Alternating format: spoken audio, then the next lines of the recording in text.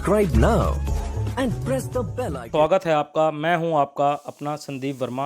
आप देखना शुरू कर चुके हैं नेता अपना वेब चैनल। मेरे साथ जुड़ चुके हैं सिरसा के टॉप मोस्ट 6 स्कूल, जिनमें है GD Goenka, BR global, the Sirsa school, Delhi public school, Maharaja Agrasen school और जयश्री हाई स्कूल।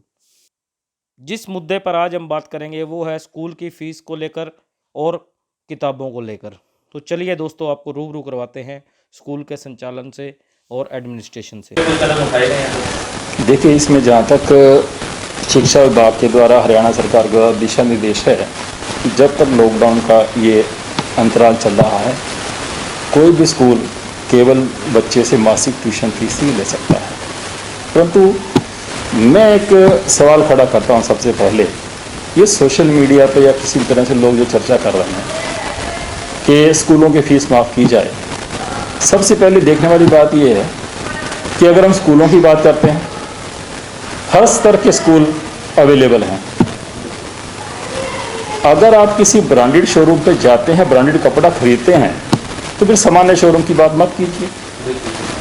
अगर आप सामान्य शोरूम पे जाना चाहते हैं तो ब्रांडेड की बात मत कीजिए। अब स्कूलों की बात करता हूँ, जो कहते हैं फीस माफ़ होनी चाहिए, उन अभिभावकों से मैं एक सवाल करता हूँ, क्या आरोही स्कूल नहीं है? क्या मॉडल संस्कृति स्कूल नहीं है? क्या जवाहर नवोदय स्कूल नहीं है? क्या कस्तूरबा गांधी स्कूल नहीं है? क्या केवी केंद्रीय विद्यालय नहीं है? ये सभी संस्थाएं हैं, सरकारी स्कूल भी हैं। तो मैं बल्कि ये कहता हूँ कि प्रत्येक परिवार को अपने बजट के अनुसार स्कूल का चयन करना चाहिए। तो वो व्यक्ति बजाय इसके कि इस बात को सोशल मीडिया पर शोर मचाए, वो अपने बजट के अनुसार स्कूल का चयन करे। सरकारी स्कूल, हर तरह के स्कूल हैं। सबसे बड़ी बात जो है, केवल 5-10% स्कूल संस्थागत हैं, जिनसे अभिभावकों को परेशानी होती है। तो अभिभावक अगर उस स्तर तक जाना चाहता है, जैसे मैंने सिंपल उदाहरण दिया, अगर आप ब्रांडेड कपड़ा खरीदने का शौक रखते हैं तो फिर आप सामान्य शोरूम की बात ना करें। सर, कहीं ना कहीं कोरोना काल के अंदर ये ऐसी आपदा थी, त्रासदी है, हम जिसे कह सकते हैं त्रासदी है, बहुत बड़ी है। तो इसका किसी को पता नहीं था कि ये अचानक कैसे आ जाएगी, और इसने सबकी मध्यम वर्ग की खास तौर से कमर तोड़ दी है। क्योंकि जो किराए पर दुकानदार, उनको ये नहीं पता था कि एकदम से ऐसा लॉकडाउन आएगा और 45 दिन के लिए हमारी दुकानें बंद हो जाएगी, काम बंद हो जाएगा, सब कुछ बंद हो जाएगा। तो जो मध्यम वर्ग है वो लगभग 1-1.5 महीने का अपना टारगेट लेके चलता है। उनके पास पैसे का जो सर्कल होता है वो 1.5 महीने का, 2 महीने का लेके चलते हैं। तो इस पोजीशन के अंदर क्या सभी का फर्ज नहीं बनता कुछ ना कुछ सहयोग करें? देखिए, इसमें ऐसा है सर, ये जितने भी स्कूल हैं, मैं निजी स्कूलों की बात करता हूँ, जैसे आप मेरे स्कूल में आए हैं, अभिभावकों को कंपेल नहीं किया जा रहा है। उनको कहा जा रहा है आपने ट्यूशन फीस देनी है, वो भी अपनी सुविधा अनुसार देनी है। अगर आप इकोनॉमिकली इस स्थितियों में इतने सक्षम हैं कि आप फीस जमा करवा सकते हैं, बहुत अच्छी बात है। अगर आप नहीं करवा सकते, आप इंस्टॉलमेंट्स में दे दीजिए। अगर आप वो भी दे सकते तो उसको कंपेल नहीं किया जा रहा। हमने सभी बच्चों को सरकारी आदेशों के अनुसार अगली कक्षाओं में प्रमोट कर दिया है। किसी भी बच्चे का ऑनलाइन शिक्षण कार्य इस बात से के लिए नहीं रोका जा रहा कि उसने फीस पे नहीं की। और आपको मैं बताऊं, आज तक आप आज मेरे साथ मीडिया के रूप में मेरे साथ रूबरू हुए हो, मेरे स्कूल में आज तक 1 अप्रैल से लेकर किसी बच्चे की फीस ना आई और ना मैंने उसको कंपेल किया है। आज एक सामान्य मैसेज स्कूल की तरफ से डाला गया है कि आप अपनी सुविधा अनुसार, अगर कोई परेशानी नहीं है तो आप मासिक ट्यूशन फीस जमा करवाने का कष्ट करें। आर.के. वधवा जी हमारे साथ जुड़ चुके हैं, जो यहाँ के शिक्षा निर्देशक हैं। सर, आपका स्वागत है नेता अपना चैनल पर। आज हम आए हैं आपके पास पेरेंट्स के कुछ सवाल लेकर। तो सर, सबसे पहले हम आपसे ये जानना चाहेंगे, जैसे कि पिछले 45 दिन से कोरोना काल चल रहा है, स्कूल अपनी जगह परेशान है, पेरेंट्स अपनी जगह परेशान है और बच्चे अपनी जगह परेशान हैं। तो सर, इसको लेकर आप क्या कहना चाहेंगे? देखिए, मानवता के इतिहास में शायद ये हर 100 साल बाद होने वाली तीसरी घटना है। और क्योंकि हम लोगों ने, इस जनरेशन ने, हमारी से पहली जनरेशन ने, या जो वर्तमान जनरेशन है, किसी ने ऐसा सोचा नहीं था कि एक ऐसी त्रासदी आएगी जिससे हम लोग ही नहीं, हमारा देश ही नहीं, पूरी दुनिया इससे त्रस्त है। फिर भी सरकार के दिशा निर्देशों के अनुसार पूरी सावधानी बरती जा रही है। हाँ, विद्यालय में जहाँ कल तक बच्चों की किलकारियाँ सुनती थी, बहुत सारे अध्यापकों का, अभिभावकों का आना जाना लगा रहता था, बहुत सारा कार्यक्रम चलते रहते थे, शिक्षा चलती रहती थी, उसके ना होने से एकदम थोड़ा अकेलापन और सूनापन लग रहा है। फिर भी ये आशा है कि आने वाले समय में सब ठीक होगा। पूरे देश की कोशिश है कि हम मिलजुल कर पूरी सावधानी से कोरोना को हराएंगे। और अब हम पूछना चाहेंगे एज ए पेरेंट्स आपसे, अगर बच्चों के पेरेंट्स की बात करें, आपके स्कूल में हाई क्लास सोसाइटी के बच्चे भी पढ़ते हैं, मीडियम वर्ग के बच्चे भी पढ़ते हैं, और कहें तो कुछ ना कुछ आपके पास जो गरीब आदमियों के बच्चे 134A के अंदर जो सेक्शन में आते हैं वो भी आपके पास पढ़ते हैं।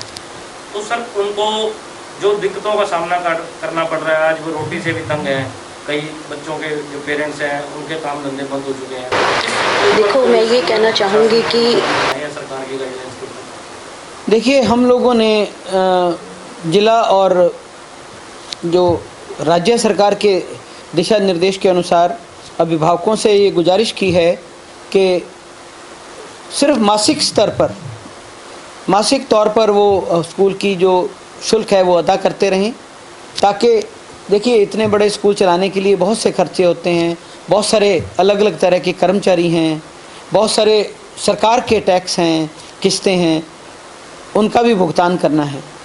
हमने अभिभावकों से ये प्रार्थना की है कि यथासंभव जैसे उचित लगता है वो मासिक शुल्क सरकार द्वारा जो तय किए गए दिशा निर्देश हैं उनके हिसाब से जमा करवाएं, ताकि स्कूल प्रशासन की भी सहायता हो सके। अगर किसी को कोई समस्या है तो हम उनके साथ खड़े हैं। हमने उनको इस बात से अवगत भी कराया है कि उन्हें चिंता की कोई बात नहीं, उनके बच्चे हमारे द्वारा चलाई गई ऑनलाइन क्लासेस को उसी तरह अटेंड करते रहेंगे, कर रहे हैं।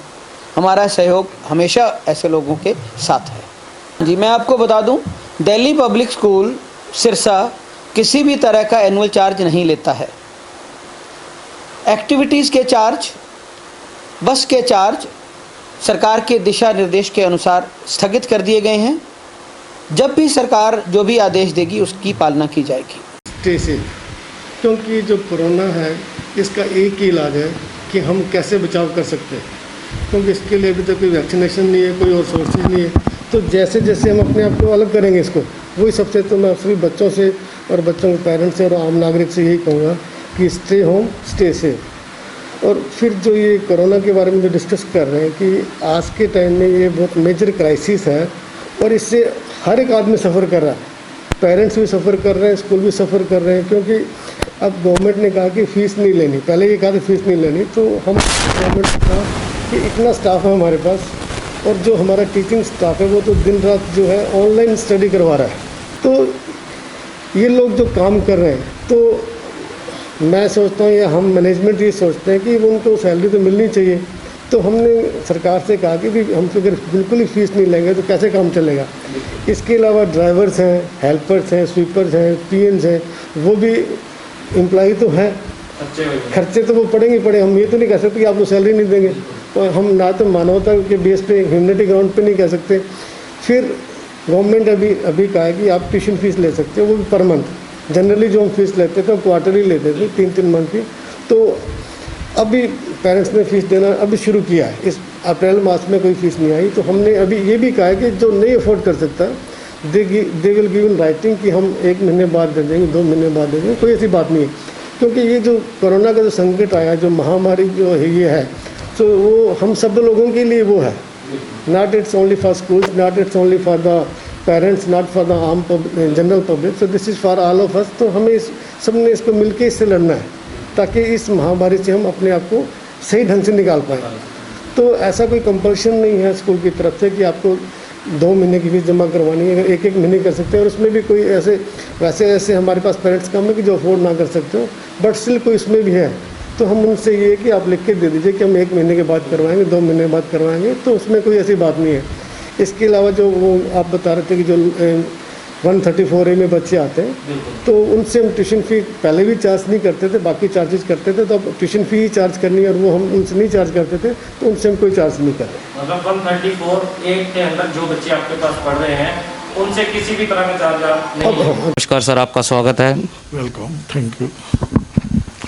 तो इसी कड़ी में आज हम आए हैं महाराजा अग्रसेन स्कूल के अंदर। आपका स्वागत है। Maharaja Agrasen girls senior secondary school के प्रीमिसेस में आप आए हो। इस प्रकार के आपदा के समय में आप लोगों का अहम रोल रहता है। आपको स्टूडेंट्स की, उनके गार्डियन की, स्कूल के स्टाफ की सब समस्या से अवगत कराना अपने आप में इस भयंकर आपदा के समय में आपका बहुत बड़ा इम्पोर्टेंट रोल है। आपका इस प्रीमिसेस में आने पर आपका वेलकम है, स्वागत है। मैं आपका तहे दिल से आपका स्वागत करता हूँ। ये भी हमारी जो मैनेजमेंट इस स्कूल की है वो बिल्कुल ऑनरेरी है। पेरेंट्स भी, गार्डियन भी परेशान है क्योंकि उनकी आर्थिक गतिविधियां सब बंद हो गई हैं और सरकार भी परेशान है, स्टूडेंट भी परेशान है। फिर भी स्टूडेंट्स के लिए हमने ऑनलाइन हमारे स्कूल का पढ़ाई का सिस्टम चल रहा है। मोर ओवर हमारा स्कूल इस प्रकार का स्कूल है कि एक ये फैमिली माहौल है। यहाँ पे हम हमारे पेरेंट्स, बच्चों के पेरेंट्स है और हमारा जो स्टाफ है उनके साथ कोर्डियल रिलेशन है। अगर वो फीस नहीं भी दे पाता है तो भी सरकार की गाइडलाइंस के हिसाब से हम उसको ये कह देते हैं कोई बात नहीं, आप अगले महीने दे देना। इस समय भी सरकार की डे टू डे गाइडलाइंस आती है। उसी guidelines director of education Haryana उनके स्ट्रिक्टली ऑर्डर के हिसाब से हमारे स्कूल में हम सिर्फ मई की मंथली फीस चार्ज कर रहे हैं। अगर कोई आता है उसके अलावा भी हमने कोई NEFT का और भी जो सिस्टम सरकार ने प्रोवाइड किए उससे वो जमा करा सकता है। तो सर, जैसा कि अग्रसेन स्कूल एक ट्रस्ट चला रहा है इसे, तो कहीं ना कहीं बच्चों के जो पेरेंट्स हैं वो मध्यम वर्ग के ज़्यादातर जो बच्चे हैं वो यहाँ पर पढ़ते हैं। तो क्या ट्रस्ट को कुछ ऐसा कदम नहीं उठाना चाहिए? या पीछे एक काफ़ी वायरल भी हुआ था कि अग्रसेन स्कूल और MD के स्कूल ने 3 महीनों की फीस माफ़ की। इस बात और इस खबर में कितनी सच्चाई है? ऐसे मैं ये कहूँगा कि आजकल फेसबुक पे और व्हाट्सएप पे बातें बेसलेस वायरल होती है। जब तक इनका कोई लीगली इनके ऊपर कोई एक्शन नहीं लिया जाएगा, ये हमारे समाज में भ्रांतियाँ फैलाती रहती है। इस प्रकार का अग्रसेन स्कूल की तरफ से कोई भी ऑथेंटिक रिपोर्ट आपको नहीं हमने इन्फॉर्म किया, डिसीजन लिया गया कि 3 महीने का फीस माफ़ हो गया। सिर्फ और सिर्फ मैनेजमेंट ने अप्रैल महीने का ट्यूशन फीस माफ़ किया है, उसमें भी 24 से 25 लाख रुपए का स्कूल को नेट नुकसान होता है। फिर भी हमने हमारे स्टाफ को मार्च की, अप्रैल की मार्च की सैलरी विद इन टाइम दी है। ना ही हमने स्कूल के बारे में किसी भी बुक्स वाले को ऑथराइज किया हुआ है, ना हम रेफर करते हैं, क्योंकि स्कूल बिल्कुल इन दी हार्ट ऑफ सिटी है। इसके आसपास 5-6 दुकानें हैं, तो वो सब दुकानदार ये किताबें रखते हैं। हम किसी को नहीं कहते। आप मोर ओवर बाजार में जाएंगे तो आपको बड़ी दुकानें किताबों वालों की दिखाई देंगे। वहाँ आपको लगेगा कि पॉलीथीन में पैक रखे हुए है, उसका रखा हुआ है। कोई भी बड़ा स्कूल, किसी का नाम लेने की जरूरत नहीं है, 4-4 से 5-5 हज़ार रुपये का सेट है। जबकि अग्रसेन स्कूल में इस प्रकार का कोई भी इस प्रकार का 4,000-5,000 का सेट नहीं है। देखिए, जो कोरोना का एकदम से लॉकडाउन का जो माहौल बना है उसमें कोई भी हमें प्रीवियस इंटीमेशन नहीं थी। तो मेन जो परेशानी का कारण ये है कि किसी को संभलने का या कोई तैयारी करने का मौका नहीं दिया गया। परंतु इसमें क्या है कि बच्चों का लॉकडाउन के समय अब ऑनलाइन क्लासेस के माध्यम से जो है लर्निंग शुरू हो चुकी है। और BR ग्लोबल स्कूल उन पहले स्कूलों में से है जिन्होंने हरियाणा के अंदर ऑनलाइन लर्निंग का कॉन्सेप्ट शुरू कर दिया।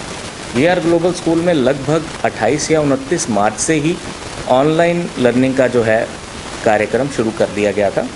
और हमारा जो है बड़ा टेक्निकल डिपार्टमेंट जो है बड़ा साउंड है, तो हमें बहुत ज़्यादा दिक्कत नहीं आ रही है। देखिए, रूटीन में भी कई बार, ये तो क्राइसिस का समय चल रहा है और सभी को हमें हेल्प करना चाहिए। तो रूटीन में भी कई बार ऐसी दिक्कतें पेरेंट्स के आती रहती हैं कि उनके किसी न किसी वजह से फ़ीस अफोर्ड नहीं कर पाए इस महीने, 1 महीना, 2 महीना, 3 महीना, तो स्कूल उनको रूटीन में भी कोऑपरेट करता है। तो अब तो क्राइसिस का टाइम है, हम अपने पेरेंट्स को कोऑपरेट कर रहे हैं, ठीक है। और जैसे कि हमारे एजुकेशन डिपार्टमेंट ने कहा है कि स्कूल अपनी ट्यूशन फ़ीस ले सकता है, क्योंकि हमें जो है टीचर्स को सैलरीज़ देनी है, जो हमारे नॉन टीचिंग स्टाफ है उनको सैलरीज़ देनी है, किसी को भी रिलीव नहीं किया जा सकता, ठीक है। तो उसमें जो भी सक्षम पेरेंट्स हैं उनसे हम रिक्वेस्ट करते हैं कि वो अपनी फ़ीस जमा करवाएं। जो वाकई में जिन पर प्रॉब्लम्स ज़्यादा हैं और वो किसी वजह से नहीं करवा पा रहे हैं, तो वो हमें अपनी एप्लीकेशन लिख कर दें कि हम लोग अयोग्य हैं अभी करवाने में, और जब कभी भी इतने टाइम के बाद में हमारा लॉकडाउन खुलेगा तो उनकी जो भी फीसिस होंगी आगे की किस्तों में उसको समायोजित कर दिया जाएगा as per government guideline. Global school कभी भी नहीं लेता।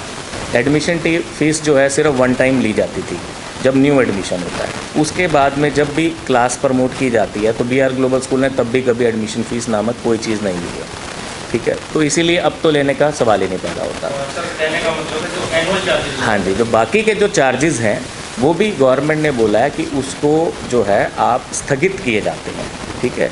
तो स्थगित का मतलब है वो पोस्टपोन किए जा रहे हैं। तो जो भी पेरेंट्स जिस भी हिसाब से दे रहा है, तो ट्यूशन फ़ीस देना चाहता है तो वो ट्यूशन फ़ीस ही दे रहा है, बाकी के चार्जेस उससे बाद में ले लिए जाएंगे। कोई इसमें हम लोग किसी को फोर्स नहीं कर रहे हैं कि आपको ये देना कंपलसरी है। मतलब कि जो एनुअल चार्जेस हैं वो लिए जाएंगे, लेकिन लॉकडाउन पीरियड के लिए अभी तक गवर्नमेंट की गाइडलाइंस है कि इसको स्थगित किया जाए। जो लेटर में शब्द यूज़ किया गया वो स्थगित शब्द यूज़ किया गया, जिसका मतलब ये होता है कि पोस्टपोन किया जाए, कहीं पर कैंसल शब्द का इस्तेमाल नहीं किया गया। तो जो भी गवर्नमेंट की गाइडलाइंस होंगी उसी का पूरी तरीके से उसी की पालना की जाएगी। अगर गवर्नमेंट कहेगी उसको नहीं लेना है तो नहीं लिया जाएगा। अगर गवर्नमेंट कहती है कि उसको लेना है, स्थगित किया गया था, आगे आप ले सकते हैं, तो जैसे भी गवर्नमेंट गाइड करेगी हम उसको जब ये विपदा आई है, बिना बताए आई है, एकदम सब कुछ बंद हो गया, लेकिन जो नहीं ख़त्म होती तो मुझे लगता है वो एक टीचर की स्पिरिट है जो कभी ख़त्म नहीं हो सकती। और स्कूल जो कि बच्चे की शिक्षा का एक बेस है, आधार है और अभिन्न अंग है। थोड़े दिन तो हमें लगा था, लेकिन उसके बाद अगर आज की मैं आपको स्थिति कहूँ तो बच्चे भी तैयार हो गए हैं, पेरेंट्स भी तैयार हो गए हैं, टीचर्स भी तैयार हो गए। और आज मैं समझती हूँ कि बच्चे टीचर के साथ वैसे ही अपना आदान प्रदान ज्ञान का कर रहे हैं जैसे उनको करना चाहिए। तो ऐसे है कि कोर्ट ने भी स्कूल की इंस्टीट्यूशंस के फेवर में फैसला दे दिया है। डायरेक्टरेट से भी लेटर आ गया है, DO साहब से भी, DC सब ने एक ही बात कही है कि आप बच्चों से ट्यूशन फ़ी ही ले सकते हैं। उसका रीज़न ये है बिकॉज बहुत से लोग ऐसे हैं जिनका काम इस लॉकडाउन में इफ़ेक्ट हुआ है। मैं सभी तो नहीं कहूँगी, लेकिन फिर भी 10-20%, 30% लोगों का तो हुआ है। लेकिन उसमें सिर्फ एक क्लैरिटी हमें और चाहिए कि कुछ नए बच्चे जब आते हैं, और वैसे बाकी हम स्कूल में चार्जेस लेते क्या हैं, हम ट्यूशन फीस लेते हैं या हम एनुअल चार्जेस लेते हैं। तो एनुअल चार्जेस हमने एक बार कहा चलो नहीं लेंगे, लेकिन एडमिशन फ़ी वगैरह जो नए बच्चे आते हैं उसकी अभी कोई गाइडलाइन ऐसी नहीं आई है, वो भी आनी चाहिए कि क्या उन बच्चों को, क्योंकि बहुत से बच्चे हैं जो फर्स्ट टाइम जब आते हैं तो उनसे एडमिशन फ़ी ली जाती है, तो उसके ऊपर महीने की ट्यूशन फीस का तो नोटिस पहले दिन ही ख़त्म हो गया था ना कि 1 महीने की ही लेनी है। उसके ऊपर भी जब हमने पेरेंट्स को फीस का नोटिस भेजा था तो उसमें एक चीज़ उनको हमने लिख के भेज दी थी कि अगर आप देने में असमर्थ हैं तो एक एप्लीकेशन क्लास टीचर को व्हाट्सएप कर दीजिए ताकि हमें पता चल जाए। जैसे एक क्लास में 35 बच्चे हैं, ठीक है, हमने भी तो देखना है ना कितने बच्चों की फीस आई है कितना, तो हमने एक सिंपल सा नोटिस कर दिया कि simply you can write if I am unable to pay kindly example me I will pay later on, that's it. जहाँ तक बुक्स का सवाल है, 3 साल तक हम कोशिश करते हैं कि हम एक ही किताब को रखें। कोई बहुत ही कई बार क्या होता है, जैसे मैंने नई किताब लगा ली, शुरू में तो हम एक सैंपल ही देखते हैं, लेकिन जब हम एक्चुअल डिटेल में जाते हैं तो हमें वाकई ही अगर कोई प्रॉब्लम आती है फिर हम उसको चेंज करने की कोशिश करते हैं। नंबर 2, जहाँ तक किताबों का सवाल है, ये मुझे नहीं पता कि क्यों ये इतना बवाल उठता है इसके ऊपर। 10 से 15% तो सीधा बच्चों को ही Subscribe now and press the bell icon.